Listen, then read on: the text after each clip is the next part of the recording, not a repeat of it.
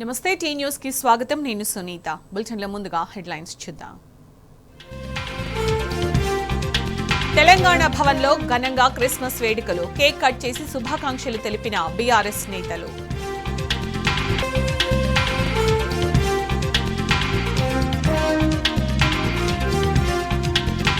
ఆత్మహత్య చేసుకున్న సురేఖ కుటుంబానికి బీఆర్ఎస్ నేతల పరామర్శ. రాష్ట్ర ప్రభుత్వం ఆదుకోవాలని డిమాండ్.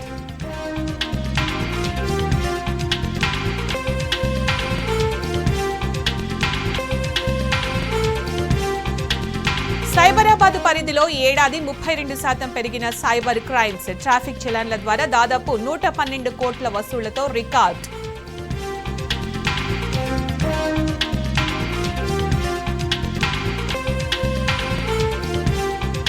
ప్రముఖ ఆర్థికవేత్తలతో ప్రధాని మోదీ సమావేశం. ప్రపంచ సవాళ్ల మధ్య దేశాభివృద్ధిపై చర్చ.